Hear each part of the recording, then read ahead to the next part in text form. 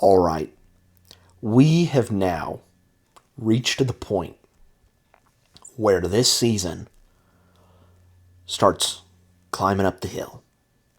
This is where I think people's expectations started rising with how good this season is going to become. And it will make the fall into season 3 for most people all the more sad.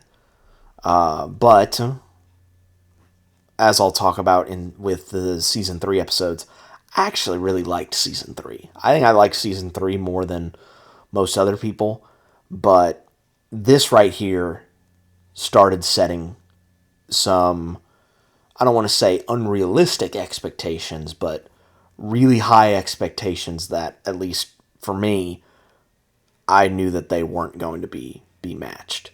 But that's all that for the future. Man, this was such a good episode to revisit. Such a good episode to revisit. Hey guys, what's going on? It's Daniel Strong from QuickTime Reactions, and you have found me on my way to The Mandalorian and Grogu, in which I'm going to be covering, reviewing every single episode of The Mandalorian, seasons 1 through 3, as well as talking about the Book of Boba Fett. And like I said, we are at the starting point of greatness.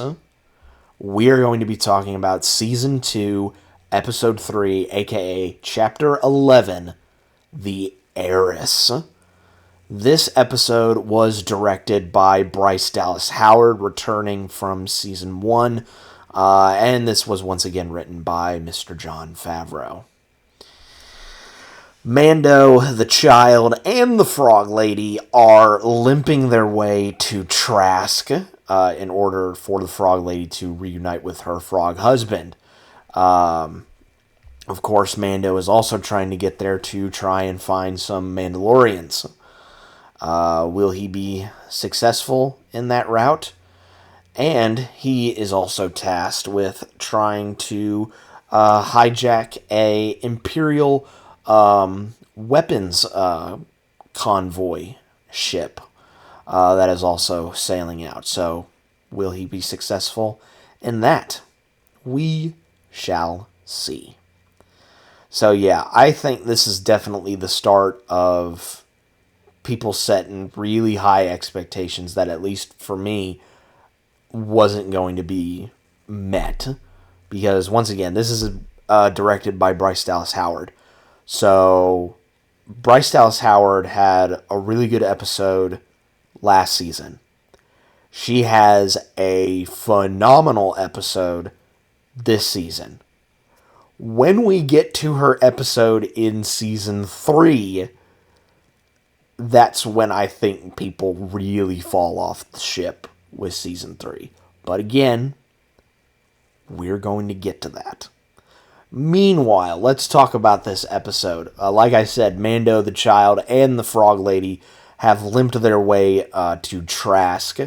And they're essentially, the landing gear is not going to work on the ship, so they're going to have to use the mother of all air brakes, which is the planet or the moon's atmosphere, to slow the ship down. And they barely get it there. And just as Mando says, nice and easy, one of the engines on the ship breaks, and they go straight into the water. And I just love the Mon Calamari just like shaking his head, just like, this is the same stuff, but it's just a different day. And I also love the fact that the Razor Crest is fished out of the ocean by what looks like to be a repurposed AT-AT as well. I thought that was a really cool touch as well. So, of course, Frog Lady is reunited with her frog husband. They share a nice little tender embrace. And, of course, Mando asks the frog husband if he's seen anybody else that's like him. And the frog husband points to the inn that is just a little over ways away in the little village that's there. But there's a mysterious figure in a cloak that sees Mando arrive to this little village.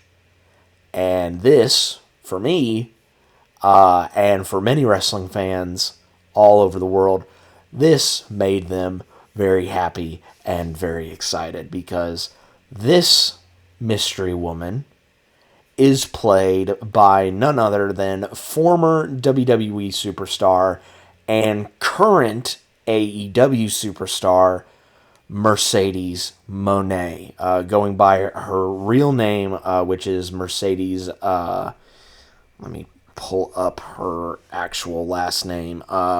Varnado. I probably butchered that, and I'm incredibly sorry. But yes, I'm just going to use her wrestling name from this point forward. So yeah, Mercedes Moné is in this season of The Mandalorian, and she's not in it much, but the fact that she is in it just makes my wrestling heart smile. That was so cool to see, and they even showed her in the first trailer that dropped, because I remember when that first trailer dropped, and I remember seeing her, and I was just like, oh, that just made me that made me smile ear to ear, essentially. But let's just move on from me fanboying that a wrestler is in one of my favorite nerd shows. Let's move past that.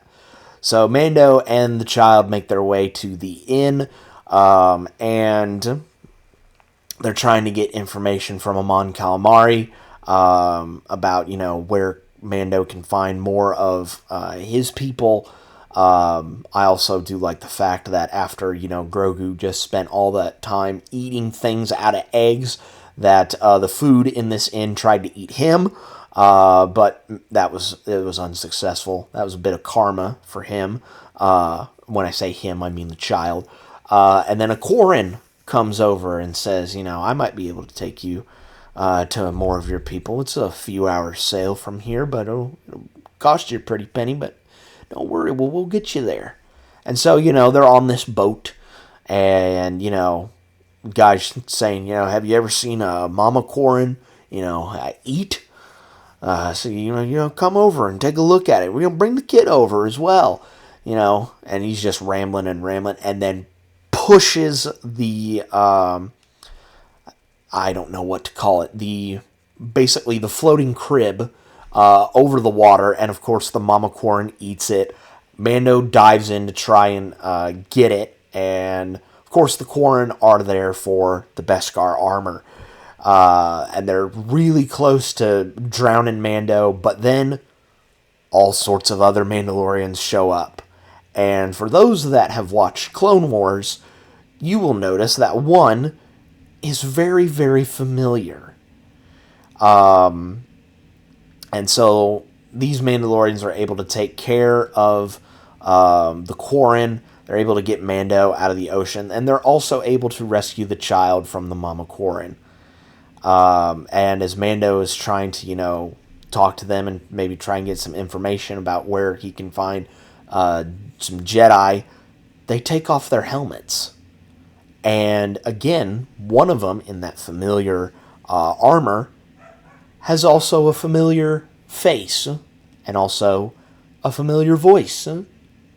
Because the one in the familiar armor is Bo-Katan Kryze, played by none other than the woman who voiced her in the Clone Wars series, Katie Sackhoff. I was new to Star Wars when this show first came out. So, again, I hadn't seen Clone Wars, I hadn't seen Rebel, I hadn't seen any of the animated stuff. So this was kind of just a over-the-head reference once again for me. But after watching a lot of people's reactions at the time when this came out, I recognized how big a deal this is, that an animated character is coming into live action and played by the same person that voiced the character. That's a really big deal. They also have a male Mandalorian there. His name is, I believe, Axe Woves. And Sasha, or Mercedes' character name, is Casca Reeves. And they explain to Mando that, they're Mandalorian, obviously. Bo even says, that this armor's been in her family for 3 generations. And that Mando is a child of the Watch, which, if I remember correctly, is a spin-off of the Death Watch, which is also another group of Mandalorians in the Star Wars universe. So, me, back then, I was like, oh, I love the fact that they add, like, these layers to the Mandalorian creed, where it's like, okay, you can take off your helmet, but there are other groups where it's like, you can't take off your helmet. So I was like, oh, that's cool. That's very interesting. When everyone else who had watched, the animated shows were like, yeah, we already knew that. So it's just like, it was new to me. But Mando rejects their help because, I only follow one way, and that's the way of the Mandalorian. He leaves. Bo and her group destroy the Quarren ship. Back in the village, Mando actually gets accosted by other Quarrens, one of which is a brother of the person that was, on the ship. But Bo and her group, dispose of the rest of the Quarren and are able to convince Mando into trying to hijack a weapons ship that is leaving Trask in the morning. And this whole sequence of Bo and Mando and the rest of the crew hijacking the ship is really, really cool. It just shows off how badass Bo-Katan is, people like me who haven't been introduced to her. So it was really cool seeing that. The ship captain, played by Titus Welliver, I think was also really, really cool in this episode because he's just so calm, so cool, so stoic. And, the people that are actually, like, piloting the ship are, asking the questions. Bo, Mando, and everyone else just clearing house throughout the ship. I also love that, one of the people piloting the ship is like, how many are there? One stormtrooper comes over the radio, is like, I think there may be 10 of them. And the dude piloting is like, there's only 4 life forms on the radar. And the person on the radio is like, they're Mandalorian, and then they die. I thought that was absolutely hysterical as well. Another bit of hysterical comedy is when a high-ranking officer, a deck officer, played by Kevin Dorff, has a whole lot of stormtroopers there. And as soon as Bo, Mando, and the rest of the crew are there just firing on everyone, he immediately is like, close the door! And all the doors close, and, he reports back to the captain, is like, we got him trapped in the cargo control area. And you immediately know where this is going to happen, what's going to happen. And as soon as he repeats, we have him trapped in the cargo control area, that bay door opens and they all just go whoosh, out. But of course, Bo is not there. She is there for the weapons, but she's mainly there for a specific weapon. And even me, who is new to Star Wars, knew, oh, okay, she's after the Darksaber. She's 100% after the Darksaber. So they try to make their way up to the deck of the ship, but before getting there, Moff Gideon shows up and says, have you stopped these pirates? And their captain's like, nope, they've taken control of the cargo area, they've secured the bridge, they've gotten everywhere except for the bridge. And Moff Gideon's like, well, if they've taken control of that much of the ship, you know what to do. And basically the captain shoots both of the pilots that are controlling the ship and proceeds to nosedive the ship towards the water on Trask. So now it's a race against time. There's one last batch of stormtroopers that are a bit trickier to get through. So Mando just takes blaster hit after blaster hit.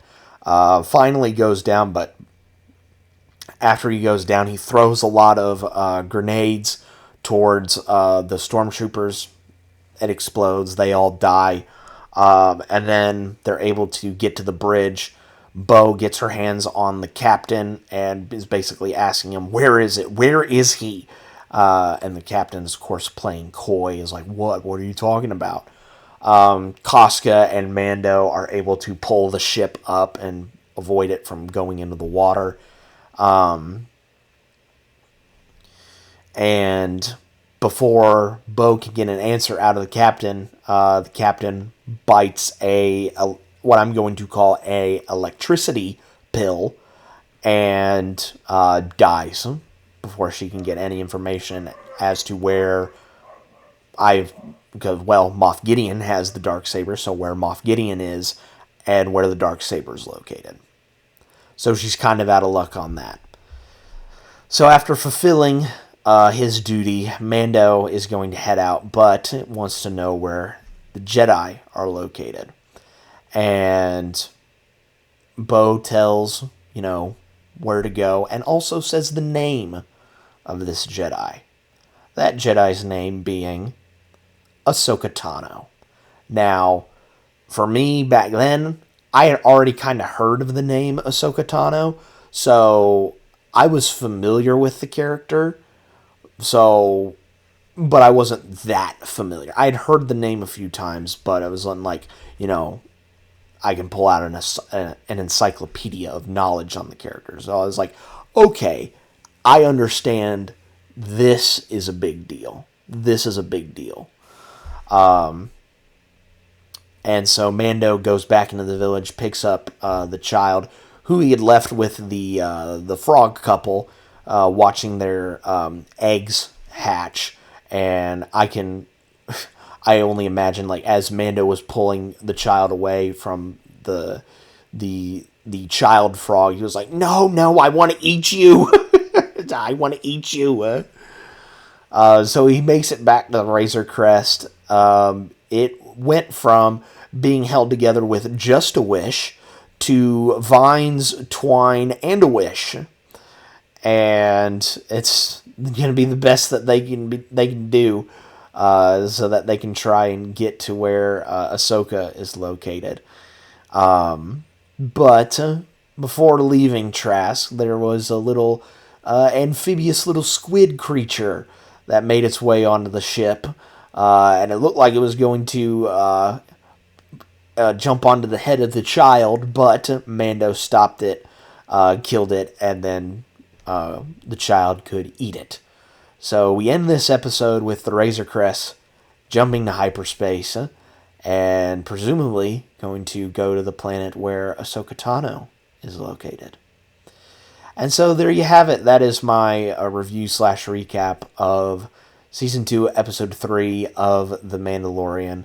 I have to tell you, I love going back and revisiting these shows. It's just a whole wave of memories coming back, and it's been fun reliving those memories. And we're almost at the halfway point of the season, and once we reach that halfway point, that second half is going to become oh so good. But look forward to Episode 4 relatively soon. But until then, guys, be safe out there. And again, I'll remind you from last episode, don't eat anybody else's cargo, because, who knows what you could be eating. So just don't eat anybody else's cargo. Okay?